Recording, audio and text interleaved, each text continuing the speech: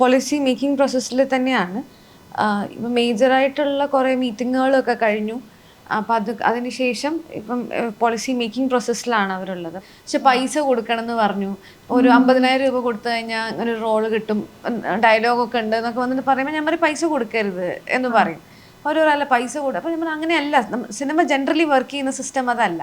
ഇപ്പം മലയാള സിനിമയിൽ വരുന്ന മറ്റൊരു വലിയ മാറ്റം എന്ന് പറയുന്നത് ഇതിനകത്തുള്ള ഇതിന്റെ സെറ്റിങ്ങുകളിൽ തന്നെ വലിയ മാറ്റങ്ങൾ ഉണ്ടാവുന്നുണ്ട്. അപ്പം നമ്മൾ ഉപയോഗിക്കുന്ന ഉപകരണങ്ങളിൽ തുടങ്ങി അതിനുള്ളിൽ ആളുകൾ തമ്മിൽ പെരുമാറുന്നതിൽ വരെ വലിയ മാറ്റങ്ങൾ ഉണ്ടായിക്കൊണ്ടിരിക്കുകയാണ്. അതിൽ വലിയൊരു ഭാഗമായിരുന്നു നയരൂപീകരണ കമ്മിറ്റി ഉണ്ടായിരുന്നത്.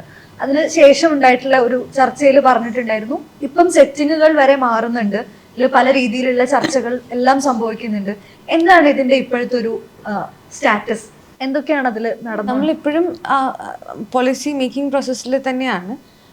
ഇപ്പം മേജറായിട്ടുള്ള കുറേ മീറ്റിങ്ങുകളൊക്കെ കഴിഞ്ഞു.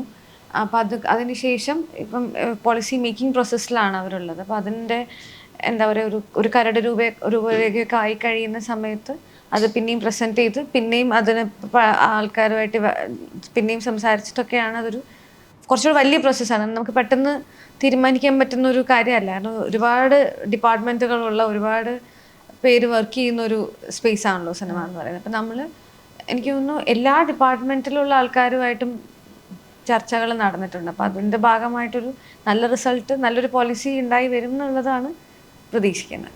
ഇത്തരം ചർച്ചകൾ നിങ്ങൾക്ക് സ്പെഷ്യലി ഫീമെയിൽ ആക്ടേഴ്സിനെ സംബന്ധിച്ചിടത്തോളം കുറച്ചുകൂടെ ഒരു പ്രതീക്ഷ നൽകുന്നതാണോ? കുറച്ചുകൂടെ നമുക്കിതെല്ലാം കുറച്ചുകൂടെ സേഫർ പ്ലേസ് ഉണ്ട്, this is not the full truth, ഇതല്ലാത്തൊരു സ്പേസ് ഇവിടെ ഉണ്ടാവുന്നുണ്ട് എന്നുള്ളൊരു ഹോപ്പ് ഉണ്ടാവുന്നുണ്ടോ?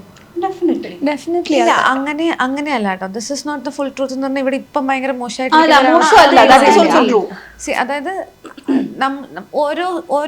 ചില സിനിമകൾക്കാണ് അങ്ങനെ സംഭവിക്കുന്നത്. എല്ലാ സിനിമയും അങ്ങനെയാണെന്നുള്ളതല്ല. ചില സിനിമകൾ ഇപ്പം നമ്മൾ പറയില്ലേ, കാസ്റ്റിംഗ് തട്ടിപ്പുകൾ നടക്കുന്നുണ്ട് എന്നൊക്കെ പറയുന്ന തരത്തിലുള്ള സിനിമകൾക്ക് നമ്മൾ അറിയുന്ന പോലുമില്ല അത് ഏത് സിനിമയാണെന്ന് അറിയുന്നില്ല.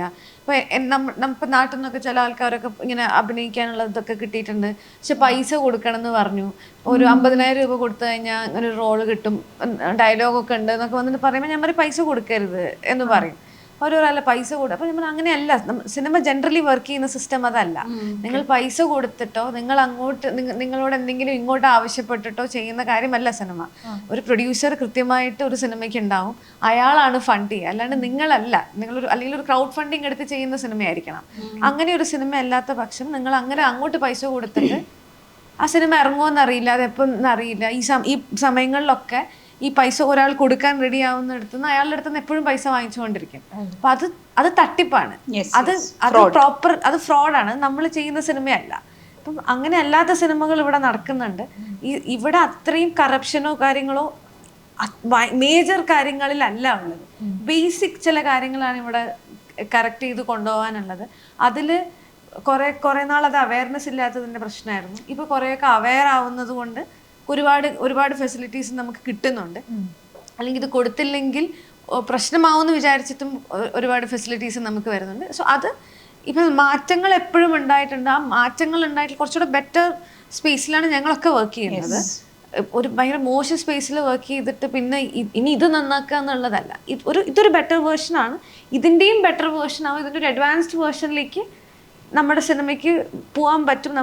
നമ്മുടെ കൂടെയുള്ള ആൾക്കാർക്കും ഇത് നല്ലൊരു ഫെസിലിറ്റി കിട്ടുക എന്ന് പറയുന്നതിലേക്കാണ് എല്ലാവരും വർക്ക് ചെയ്യുന്നത്.